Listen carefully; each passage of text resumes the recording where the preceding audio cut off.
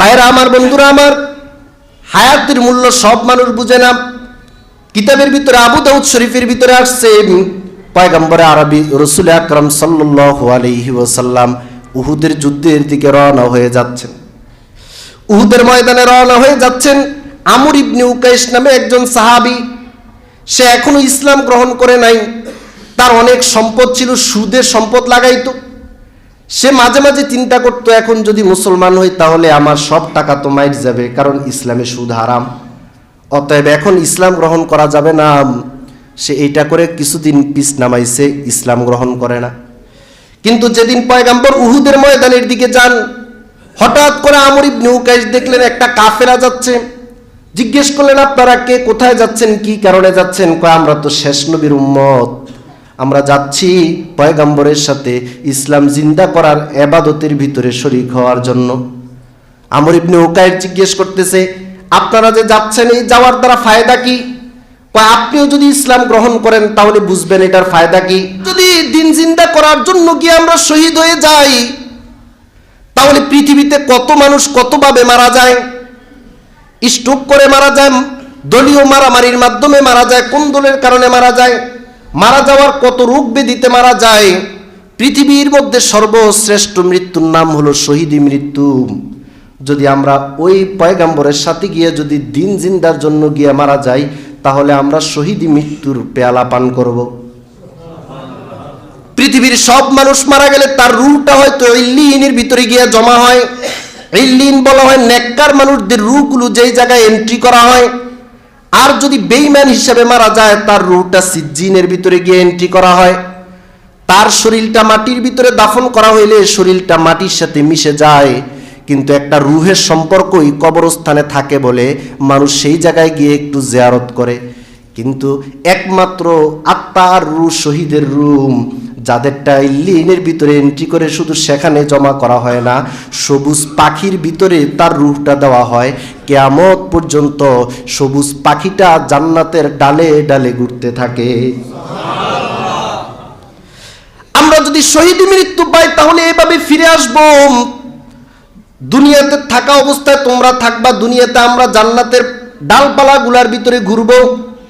আমর ইবনে উকাইশের সিনার ভিতরে আল্লাহ ভয় ঢুকিয়ে দিয়েছেন, ভালোবাসা ঢুকিয়ে দিয়েছেন। মুহূর্তের ভিতরে পাল্টায় বলতেছে, আমাকে এই মুহূর্তে ইসলামের ছায়া তোলে নাও। দুই একজন সাহাবী পয়গম্বরের কাছে নিয়ে গেলেন। আল্লাহ রসুলের হাতে যখন সে বায়াত হয়, মুসলমান হয়, ইসলাম গ্রহণ করার পর পয়গম্বর আরবিকে সে জিজ্ঞেস করতেছে, নবীজি, এই মুহূর্তে সকালবেলা আমি ইসলাম গ্রহণ করলাম, এখন আমি কি আমল করতে পারি? আল্লাহ রসুল বললেন, সকালবেলা মুসলমান হয়েছে, এখন তো কোনো নামাজের সময়ও না, নামাজ নেই, রমজান মাসও না, রোজাও নেই, মাত্র মুসলমান হয়েছে, জাকাত দেওয়ার কোনো ব্যাপার নেই, কারণ জাকাতের নেশাব হওয়ার পরে 1 বছর পার হওয়া লাগে, হজেরও কোনো মৌসুম না, হজ করার কোনো ব্যাপারও তোমার উপর নাই, আমি পবিত্র জেহাদের আমলে যাচ্ছি, তুমি ইসলাম গ্রহণ করার পর যদি আমল করতে চাও আমার সাথেই তুমি শরীক হয়ে যাও। বলি সুবহানাল্লাহ। আমর ইবনে উকাইশ পয়গম্বরের সাথে রওনা। কয়েকজন সাহাবী মাত্র ওনাকে চিনে, আর নবীজি চিনে, আর পুরা কাফেলা সবাই চিনে না। জিহাদ শেষ, 70 জন সাহাবী শহীদ হয়ে গেলেন। সাইয়্যিদুশ শুহাদাই হামজা, হযরতে হামজাও সেই উহুদের ময়দানে শহীদ হলেন।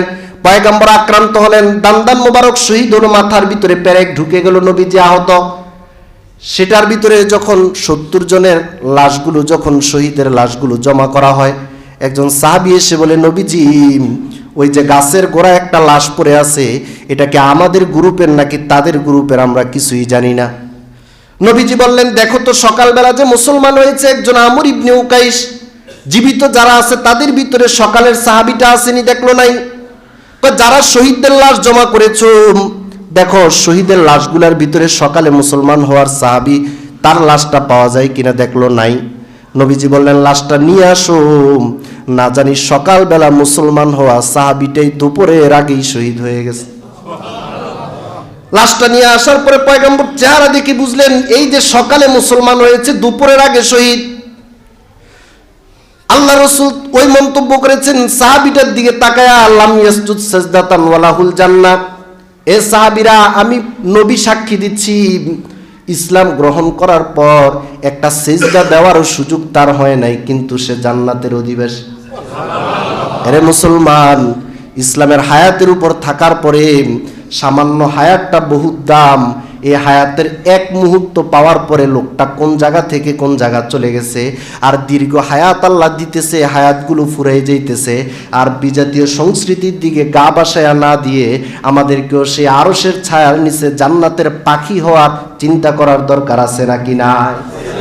আমাদের সন্তানরা যাতে এই উৎসবে না যায়, আমরা বাড়িওয়ালা হলে নিষেধ করব, সমাজের দলপতি হলে আমরা আমাদের জায়গা থেকে নিষেধ করব, মসজিদ থেকে আমি নিষেধ করে গেলাম। কমাস কম আমাদের হিরাজিলটা যাতে করে এই ধরনের কোনো দুর্ঘটনার শিকার না হয়, এই ধরনের উৎসব থেকে আমাদের সন্তানরা যাতে বেঁচে থাকে।